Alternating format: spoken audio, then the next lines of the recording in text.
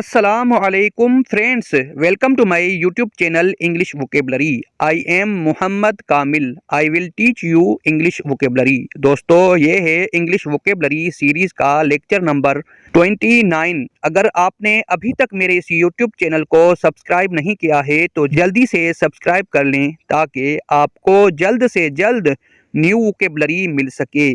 चलिए स्टार्ट करते हैं लेक्चर नंबर 29। स्पेस। स्पेस का मतलब है खिला। खिला को इंग्लिश में स्पेस कहा जाता है। स्टेज। स्टेज का मतलब है तख्तगाह। तख्तगाह को इंग्लिश में स्टेज कहा जाता है। स्टार्ट। स्टार्ट का मतलब है आगाज। आगाज को इंग्लिश में स्टार्ट कहा जाता है। स्टेटमेंट। स्टेटमेंट का मतलब है बयान। बयान को इंग्लिश में स्टेटमेंट कहा जाता है।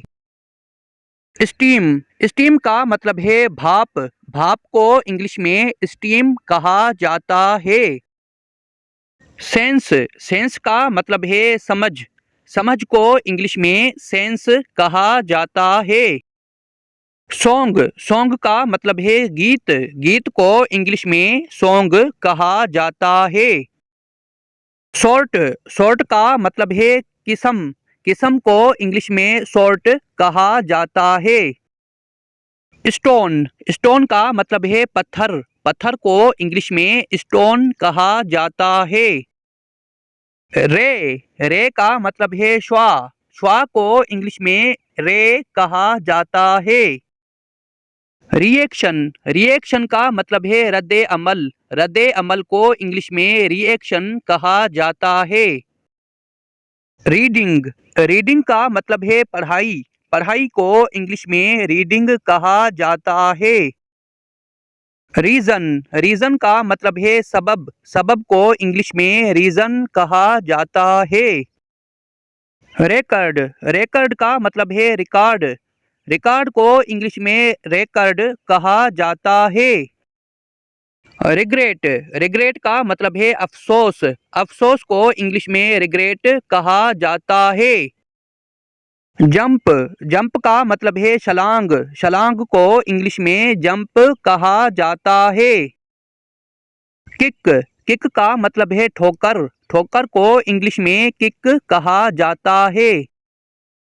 किस।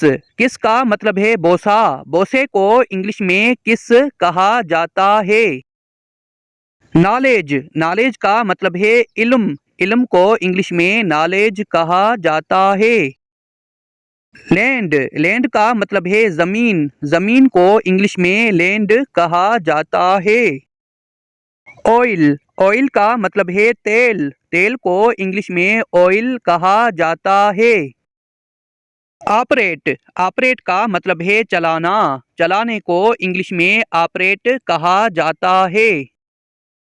ओपिनियन। ओपिनियन का मतलब है राय। राय को इंग्लिश में ओपिनियन कहा जाता है। ऑर्डर। ऑर्डर का मतलब है हुक्म। हुक्म को इंग्लिश में ऑर्डर कहा जाता है। ऑर्गेनाइजेशन। ऑर्गेनाइजेशन का मतलब है तंजीम। तंजीम को इंग्लिश में ऑर्गेनाइजेशन कहा जाता है। नाइट। नाइट का मतलब है रात। रात को इंग्लिश में नाइट कहा जाता है।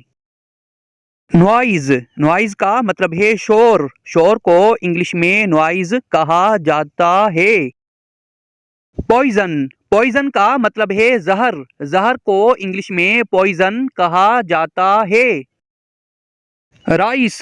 राइस का मतलब है चावल। चावल को इंग्लिश में राइस कहा जाता है। रिवर। रिवर का मतलब है दरिया। दरिया को इंग्लिश में रिवर कहा जाता है।